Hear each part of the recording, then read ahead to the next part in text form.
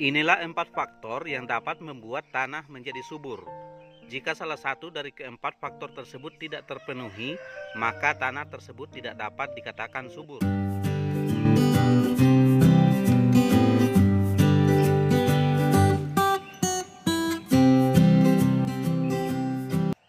Halo teman-teman, kita jumpa lagi. Tanah atau media tanam adalah faktor utama yang sangat menentukan keberhasilan dalam dunia pertanian, termasuk pertanian organik. Nah, agar tanah atau media tanam dapat memberikan hasil yang maksimal, maka kita perlu memberikan perlakuan yang tepat. Perlakuan yang tepat akan memberikan kesuburan pada tanah dan membuat tanaman bisa tumbuh secara optimal dan memberikan hasil yang kita inginkan. Untuk mendapatkan tanah yang subur, tidak cukup jika kita hanya memberikan pemupukan saja.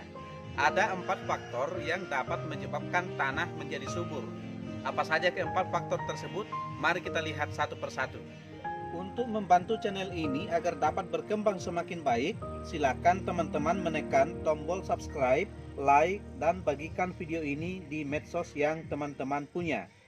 Nah, faktor penentu kesuburan tanah yang pertama adalah ketersediaan unsur hara atau nutrisi yang dibutuhkan oleh tanaman. Kita mengenal ada 2 jenis unsur hara, yaitu unsur hara makro dan unsur hara mikro.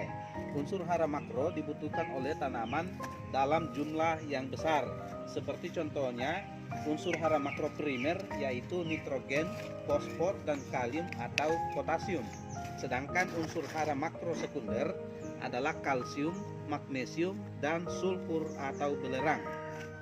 Sedangkan unsur hara mikro adalah unsur hara yang dibutuhkan oleh tanaman dalam jumlah yang kecil tetapi tetap sangat berperan, seperti misalnya ferrum atau besi, mangan, tembaga atau cuprum, seng atau sinkum, boron, klorin, kobalt, molibdenium, sodium atau natrium, silika, dan nikel. Faktor kedua adalah keberadaan mikroorganisme pengurai di dalam tanah. Nah, inilah faktor yang membedakan antara pertanian organik dengan pertanian non-organik. Karena pertanian organik sangat mengutamakan keberadaan mikroorganisme seperti ini di dalam tanah. Fungsi keberadaan mikroorganisme pengurai di dalam tanah adalah untuk menguraikan bahan-bahan organik yang ada di dalam tanah agar dapat diserap oleh tanaman.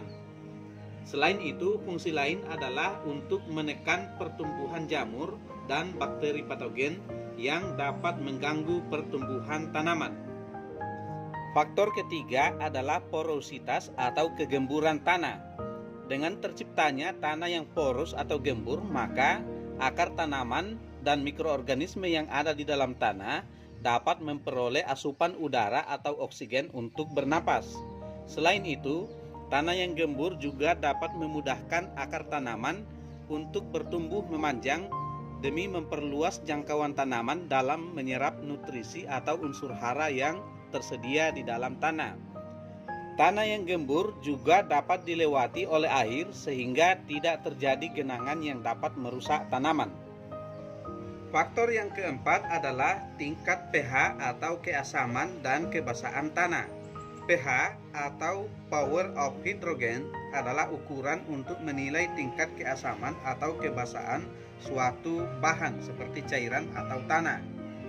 Ukuran pH tanah ditunjukkan dengan skala angka antara 0 sampai 14. Tingkat pH yang toleran untuk ditumbuhi tanaman berada pada angka 6 sampai 8. pH tanah yang dapat dikatakan netral jika berada pada angka 6,5 sampai 7,5. pH tanah yang netral memungkinkan penyerapan unsur hara secara optimal dari dalam tanah oleh tanaman. Sedangkan pH tanah yang rendah akan menyebabkan unsur hara tertentu terikat dan tidak dapat diserap oleh tanaman. Pada sisi lain, unsur hara tertentu seperti aluminium, seng, dan besi akan terekspos berlebihan sehingga dapat merusak keseimbangan tanah. Itulah sebabnya pada tanah yang berkeasaman tinggi yang digenangi oleh air, genangan airnya akan kelihatan seperti air yang berkarat. Untuk mengetahui tingkat pH atau keasaman tanah, kita dapat melakukan pengukuran dengan menggunakan pH meter. Cara lain yang dapat kita lakukan adalah dengan menggunakan kunyit atau kertas lakmus. Cara pengukuran pH atau keasaman tanah secara sederhana dengan menggunakan kertas lakmus dan kunyit akan saya sampaikan pada kesempatan lain. Teman-teman, itulah keempat faktor yang menentukan tingkat kesuburan tanah. Nah, sekarang kita akan lihat bagaimana cara mewujudkan keempat faktor tersebut agar tanah menjadi subur dan layak untuk ditumbuhi oleh tanaman secara sehat dan memberikan hasil yang maksimal.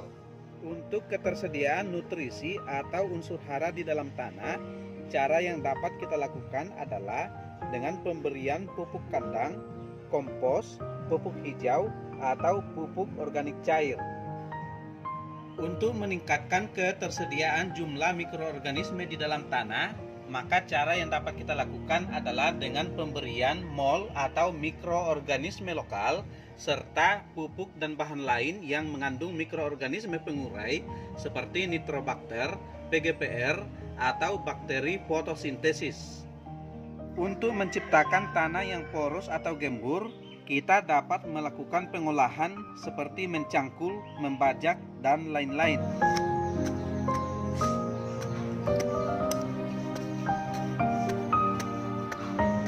Kita juga dapat mengambil tindakan yang lain seperti menambahkan pasir atau sekam bakar pada media tanam agar dapat tercipta rongga di dalam tanah tersebut.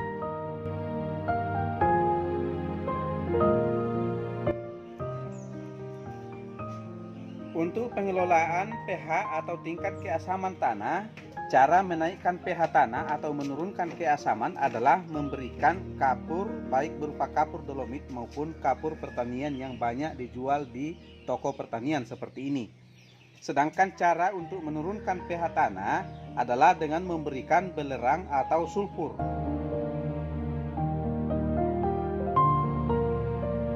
Cara lain untuk menetralkan pH tanah sebenarnya cukup dengan memberikan pupuk kandang atau pupuk kompos yang tepat pada tanah agar tanah tersebut dapat menjadi netral tingkat pH atau keasamannya.